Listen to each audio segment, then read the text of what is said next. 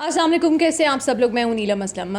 आजकल जस्टिस जो लफ्ज़ है उसकी हर जगह पुकार सुनने को मिल रही है। इसको इंसाफ दिलवाओ, नूर को इंसाफ दिलवाओ, कुरतुलैन को, साइमा को।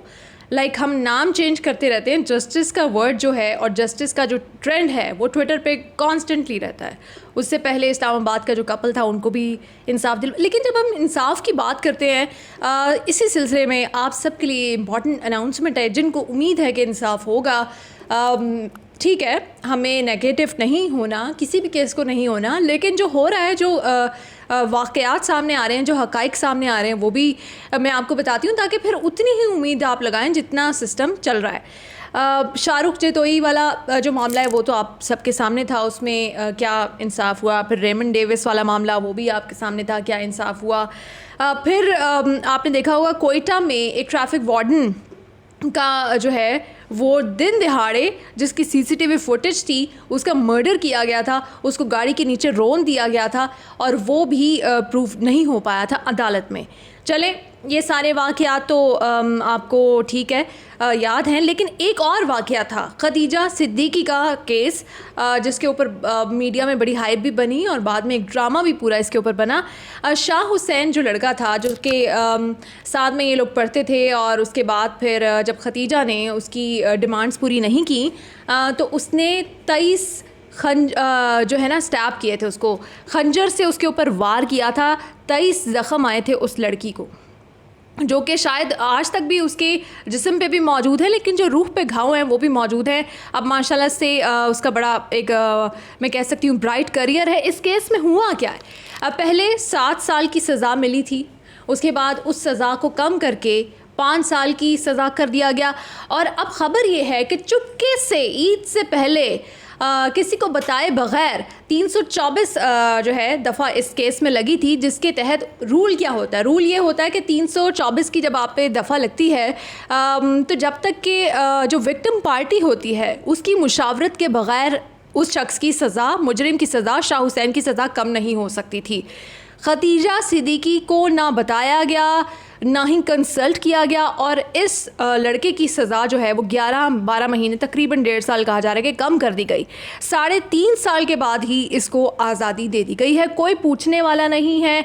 और ये पाकिस्तान तहरीक इंसाफ की गवर्नमेंट चल रही है, जिसमें इंसाफ हम उम्मीद कर रहे थे कि कुछ और मिले ना मिले, इंसाफ तो होगा, लेकिन ये पाकिस्तान तहरीक इंसाफ की गवर्नमेंट में ये इंसाफ हुआ है कि उस लड़के की 1.5 साल तकरीबन सज़ा कम कर दी गई है। ठीक है, एक बासर शख्सियत का बेटा है, एक मशहूर वकील का बेटा है, पहले भी उन्होंने हर तरह से इन्फ्लुएंस किया है इस केस को और अब भी उन्होंने ये जो सज़ा है वो कम करा ली है, जिसकी तौजी जो है वो पेश की जा रही है और बड़ी भोंडी तौजी पेश की जा रही है कि उसने एक ब्लड बॉटल जो है वो दी है, उसके बाद उसकी सज़ा कम हो गई है। तो ये एक लूप होल है बहुत बड़ा और इसके ऊपर आई थिंक सुप्रीम कोर्ट को नोटिस लेना चाहिए कि बग़ैर विक्टिम से पूछे, उनसे मुशावरत किए, दूसरी पार्टी से कैसे इस लड़के शाह हुसैन की सज़ा कम कर दी गई है। इसीलिए फिर लोगों का सिस्टम से जो है वो एतमाद उड़ जाता है, इसीलिए लोगों को लगता है कि उनके साथ भी कभी इंसाफ नहीं होगा।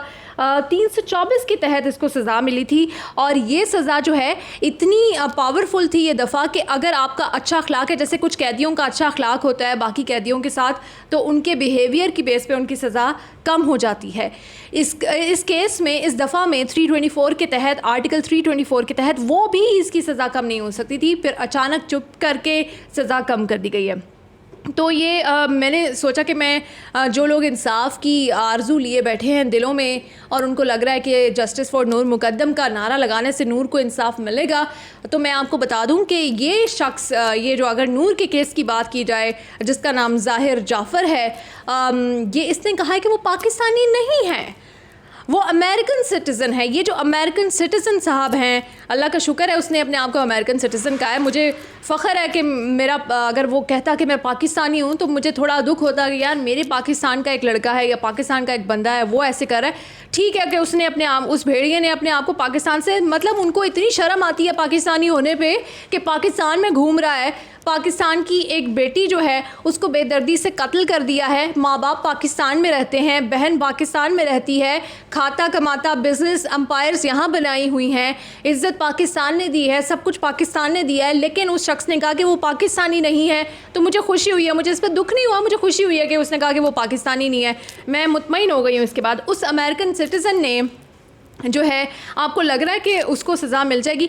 अगर अभी मीडिया हाइप बनती भी है तो अगर उसको थोड़ी सी सज़ा होती भी है तो बाद में ये लोग पैसे दे दिला के कम करवा लेंगे। उसके पेरेंट्स को भी अब पुलिस ने हिरासत में ले लिया है और इस केस में बहुत सारी बातें सामने आ रही हैं और जितनी जब कोई नई डिटेल सामने आती है उतना ही दिल दुखता है।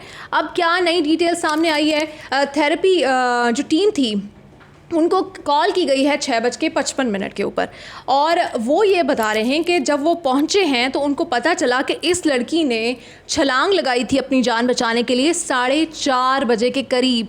4:30 बजे ये लड़का आया है, गार्ड्स के सामने उसको घसीट कर वापस लेकर गया है। उस वक्त इसकी बहन भी थी, गार्ड्स भी थे।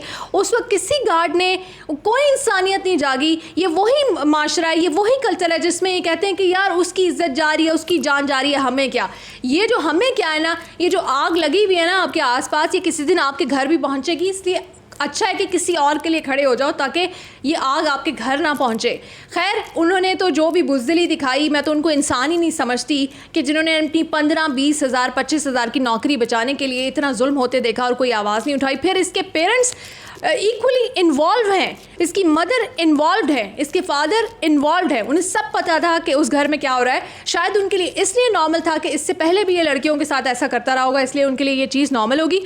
4:30 के बाद जब ये थेरेपी की टीम पहुंचती है वहाँ पे 7:30-8 बजे के करीब, तो वहाँ पे ये इंसिडेंट होता है। ये उनके ऊपर भी गोली चला देता है। ये भी कहा जा रहा है कि इस लड़के के और नूर मुकद्दम के जो म्यूचुअल फ्रेंड्स हैं वो भी वहाँ पर पहुँचते हैं और वो भी इससे बात करने की कोशिश करते हैं और ये उनको कहता है कि नूर वहाँ नहीं है और ये उनको कुछ मारने की कोशिश करते हैं। कैसे दोस्तों बेशर्मो, कैसे दोस्तों, जब ड्रिंक करना होता है, जब ड्रग्स लेनी होती हैं, जब पार्टीज़ करनी होती हैं, उस वक्त तुम लोग अच्छे दोस्त बन जाते हो। फिर इनमें से एक शख्स कह रहा है, इसका दोस्त ज़ाहिर जाफ़र का, कि ये कह रहा था मैं अपने पेरेंट्स को अगर मार दूं तो क्या मुझे सारी जायदाद मिल जाएगी? मैं अगर अपने पेरेंट्स का कत्ल कर दूं, मैं अमेरिकन सिटीज़न हूं, क्या मेरे ऊपर केस चलेगा?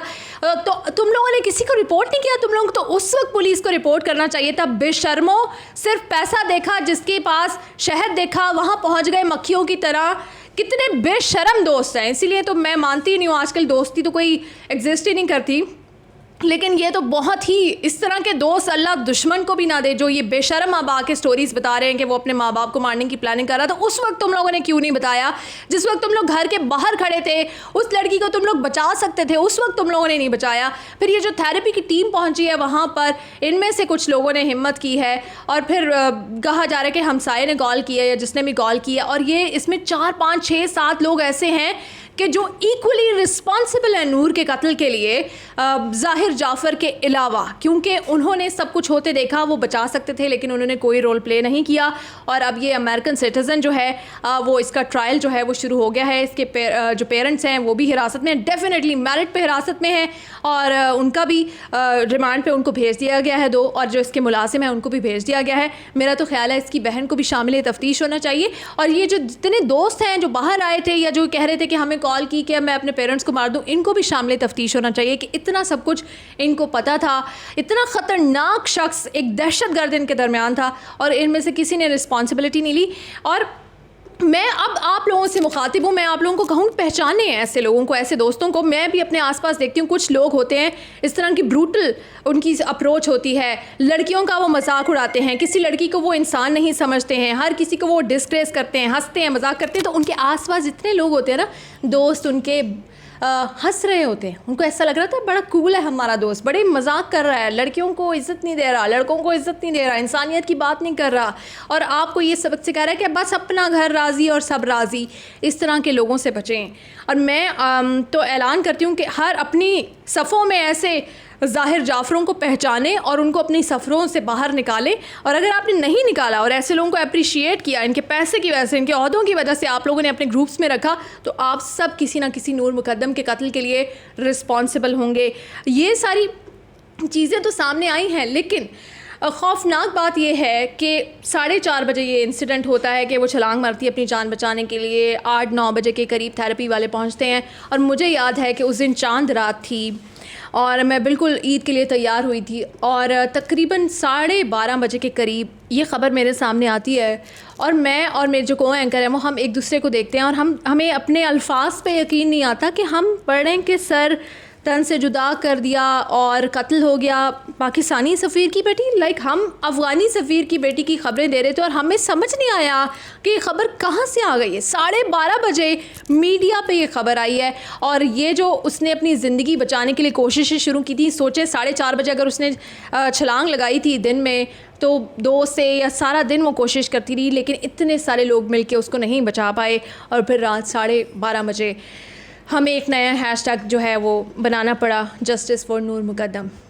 मेरा ख़्याल से खदीजा सिद्दीकी के केस में जो इंसाफ हुआ है, मुझे ज़्यादा उम्मीद नहीं है इस केस में कि इंसाफ होगा। मैं दुआ ही कर सकती हूँ और आप लोगों से अपील कर सकती हूँ कि किसी ख़बर को 2 दिन बाद ना छोड़ दिया करें। और जो लोग मुझे कह रहे हैं कि प्लीज़ आप डिटेल्स ना बताएं, और हम सहाफ़ी हैं, हमारा काम बताना है। अगर हम भी चुप हो जाएंगे तो आप लोगों ने तो वैसे ही 2 दिन बाद अपनी ज़िंदगियों में मसरूफ़ हो जाना। अगर हम भी ये केसेस नहीं उठाएंगे, इस पर बात नहीं करेंगे, तो मेरा ख़्याल से फिर ये इन लोगों के लिए बच निकलना और कोई अंदर ही अंदर डील कर लेना बड़ा आसान हो जाएगा। इस केस का पीछा मत छोड़िएगा, आवाज़ उठाते रहें। हो सकता है नूर ही वो नूर हो जिसकी इस वक्त इस सोसाइटी को ज़रूरत है और यहीं से वो चेंज शुरू हो जाए। मैं उम्मीद यही करती हूँ। बहुत शुक्रिया आप सबका।